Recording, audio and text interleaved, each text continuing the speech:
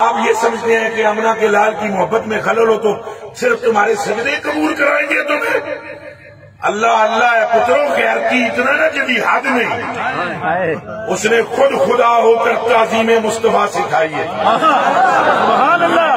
خدا ہو کر کدی بڑے نکیاں دا ادب نہیں سکھاندے، نکے بڑیاں دا ادب سکھاندے۔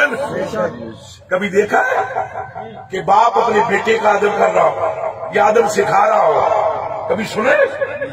پتروں پیراں دے ادب سکھاندے خلیفے، خلیفیاں دے ادب نہیں سکھاندے پیر۔ لیکن یہاں خالق ہے، نہ پیر نہ مرید، خالق اکبر ہے، لیکن رب کائنات کا ہو کر فرما رہا ہے آوازیں اونچیاں نہ۔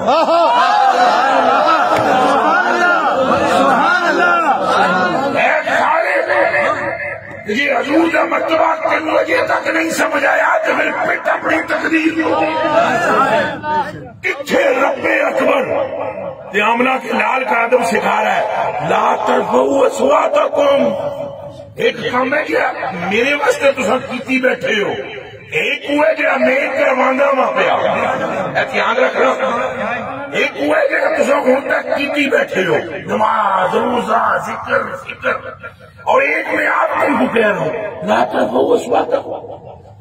تم نے نمازیں پڑھی ہوئی ہیں مجھے پتا ہے، اللہ فرماتا ہے تمہارے اعمال ہیں مگر اب آواز اونچی نہ کرنا اس میرے ماہی کے سامنے، اس مٹھل منٹار کے سامنے، اس حبیب پروردگار کے سامنے آواز نہ اونچی کرنا۔